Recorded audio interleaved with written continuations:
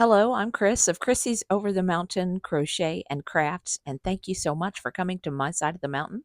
I want to show you how to crochet this simple towel topper. There will also be a tutorial at the end that will show you how to sew on that button, and I got that towel at Dollar Tree. All right, I'll be using a 3-inch wooden ring. You can easily find these in the macrame section at any craft store. You can also use a 2-inch wooden ring. Now, again, this button needs to have a shank on it so that the button loop can go in behind the button. And at the end of the tutorial, I will show you how to do that. It's really a simple technique. It does take a little finagling, but I think you can do it. All right, let's get started. Hey, that 2-inch wooden ring almost looks like it's too small for a fluffy towel, but it really is not. Let me show you. First, I want to show you the crochet hook I'm using. I am using an H crochet hook and Crafter's Secret dishcloth cotton. I'm not a fan of this. This is in the color ivory. It does split a good bit, so I'm not a fan of this. Now let me show you how easy it is to put a fluffy towel through a 2-inch wooden ring. So fold it into an accordion shape and then smash it, and then make sure your outside edges are going through the ring. And once you get all of the edges at the beginning through the towel, through the ring, you can just continue to pull and it goes through fairly easy. This way, if you have a dog or a child and you have this hanging on the oven, they're not going to be able to pull that towel out. A tea towel would be perfect for a 2-inch ring, but it works just fine with a fluffy hand towel as well. You have to shape it in place a little bit, but there you go. There you have it. All right, let's get started on crocheting around the wooden ring and making this towel topper. All right, here we go. First, I want to show you what the packaging looks like for the 3-inch ring. The 2-inch ring is the same. You get more rings in the 2-inch ring. So make a slip knot however you easily make a slip knot and place it on your hook. I'm looking through the camera, so I look like I'm fumbling anyway. So pull your tail out of the way and put your working yarn in the hand that you hold the working yarn, then pick up the wooden ring. Now the yarn will be above the ring, so you insert the hook through the ring, pull up a loop. Now this needs to be fairly loose, and then you pull through both loops and you've just made your first single crochet. Repeat that again. You will want 9 single crochets around this ring. That's 2, 3,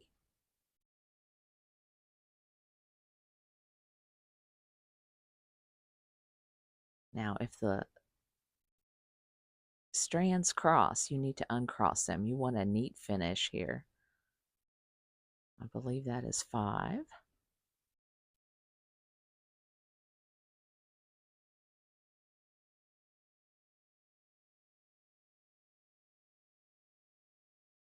Let's shove those together. 6,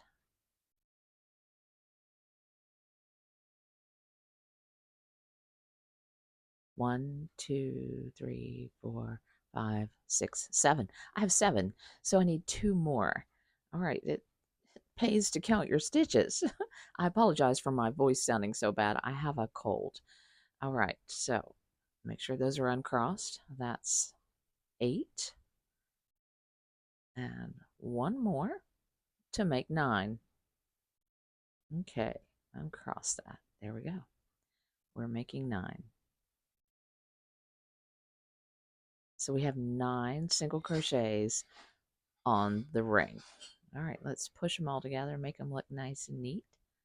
Make sure those stitches are on the top of the ring, on the outside top of the ring. So chain 1 and turn.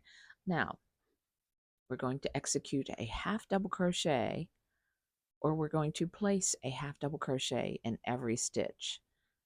I lost my loop there. I can get that back though. All right, here we go. All right, so yarn over. I'm slowing down the camera. Insert into the stitch. Yarn over, pull up a loop. You have 3 on the hook. Yarn over, pull through all 3. Let's do that again. Yarn over, insert hook into the stitch. Yarn over, draw up a loop. Yarn over, draw through all 3. Let's continue. This won't take long. This is a fast, easy project. Yarn over, insert hook, pull up a loop, yarn over, pull through all 3, yarn over, insert hook, yarn, oops, yarn over, insert hook, yarn over, pull through all 3, yarn over, insert hook, oops, yarn over, pull through all 3, yarn over, insert hook, yarn over, pull through all 3. Now this last stitch is going to be a little bit tough. This is why you don't want that first single crochet to be tight, and you need to make sure your hook goes in front of that leg or that strand of yarn. So open that up a little bit so you can see your stitch. Now insert the hook, but it's tight. It's a little tough. So let me show you. While I'm inserting the hook, I'm using my finger, my ring finger, to pull that strand off to the side. Now let's go. I want you to see, this is the hardest part of this project, but you can do this. Now here we go. Push. I'm pushing. Ugh. I'm pushing, and I'm pushing the strand over to the left so that my hook will go in front, and voila, I did it. I'm so relieved. All right, that looks good. Okay, so now I can yarn over, pull up that last loop. There we go. Yarn over, pull through all 3. Okay, woo. Now we have 9 half double crochets on that ring. And I'm going to stop here and show you the written pattern. You might want to put this on pause if you want to write this down. Okay, so let's move on. Chain 1 and turn. So this is the back of your work, but it's a single crochet in the first stitch, a double crochet in the next stitch, and a double crochet is yarn over, insert hook into the stitch, pull up a loop, yarn over, pull through 2, yarn over, pull through 2, single crochet in the next stitch, and a double crochet in the next stitch.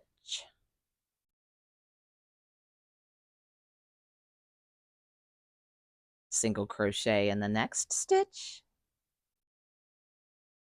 and double crochet, and single crochet, and double crochet. A lot of people call this the lemon peel stitch, I think. I'm not sure. All right, so in that last single crochet, or last half double crochet, you put a single crochet. All right, chain 1 and turn. All right, now this row is easy. This is the right side of your work. All right, look at that. That is the right side of your work. Now, single crochet in every stitch across.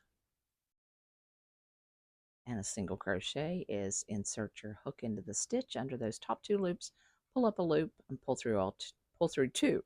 And pull through 2. Insert hook, pull through 2, insert hook, pull up a loop, pull through 2. Okay, so a single crochet in every stitch across. So you will have 9 single crochets when you are finished there. So if you're not sure, you should always stop and count your stitches. So a single crochet in that last stitch, chain 1 and turn. So the first stitch will have a single crochet, the next will have a double crochet, single crochet, double crochet, single crochet, double crochet, single crochet, double crochet, single crochet, and then the next round will have all single crochets. So you are executing a 2-row repeat. So rows 5 through 14 is repeating rows 3 and 4. I have it written down here. You may want to pause that. All right, we're ready to move on. So I am at row 14. Now row 15, you need 1 more row of single crochet, double crochets, or that lemon peel stitch. So let's finish this last row. A double crochet here, a single crochet, a double crochet. This last row of single crochets will not be a complete row of single crochets. It will have the button loop and have a little decrease on either side.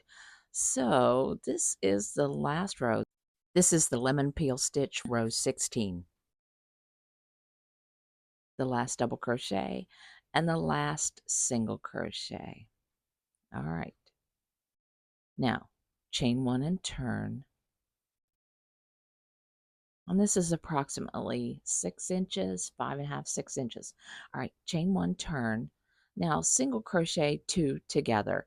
So insert hook, draw up a loop, insert hook in the next stitch, and draw up a loop. Now draw through. Oh, let me do that again. My yarn split. I really don't like Crafter's Secret that well, and I think I do better with a boy hook if I use Crafter's Secret. So yarn and pull through all three. Okay, single crochet in the next 2 stitches, then chain 1, skip a stitch, and single crochet in the next 2 stitches. So we've just made a button loop. Yeah, there my yarn is splitting again. Pull that, weave it out of the way. There we go.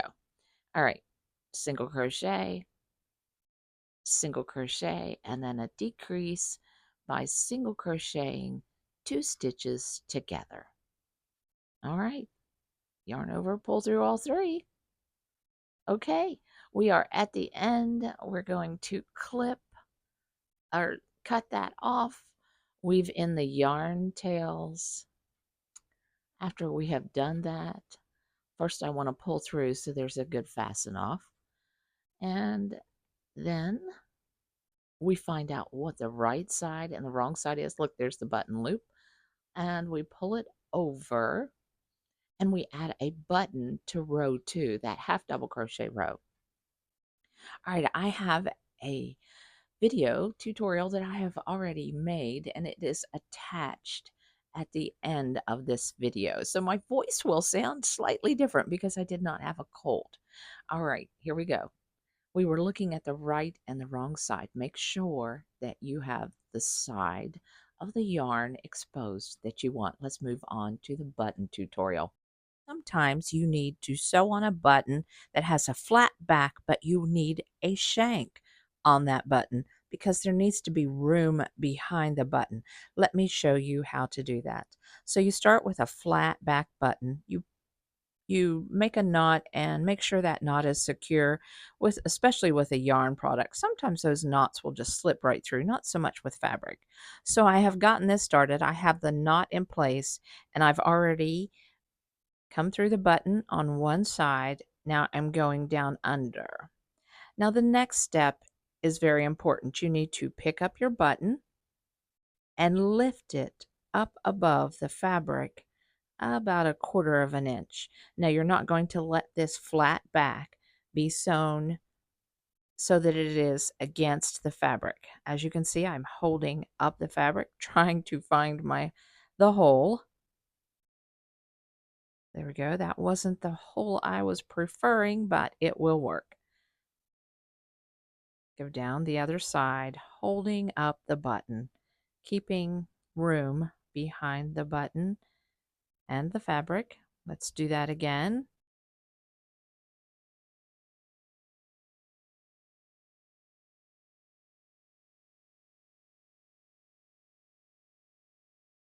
Back down through.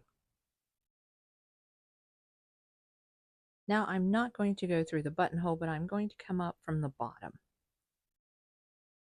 You can see the needle there. I'm going to go ahead and pull all the way through.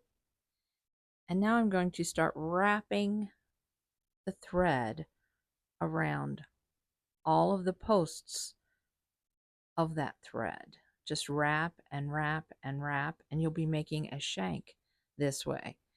See there? You have a little wrapped shank. Now go back down through that shank again to the back. Now the button is lifted up just a bit from the fabric, and Make a knot.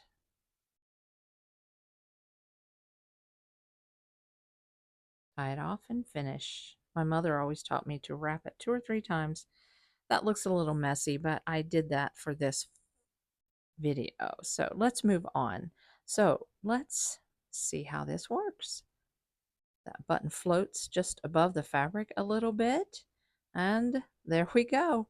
A nice little flat back button with a shank. And there I have done the same technique on the pink hearted towel ring. And you can embellish if you would like with ribbon. I will show you in another video tutorial how quick it is and how easy it is to make a pull tie bow out of ribbon. And I suggest gluing on that ribbon unless the fabric is really soft, like this gingham check ribbon. It is so soft, you can easily sew that on. But I suggest gluing underneath the bow loops and the ties to make sure that it doesn't come untied. All right, there you have it. It was good to have you on my side of the mountain. I hope you'll come back for more tips and tutorials. Bye.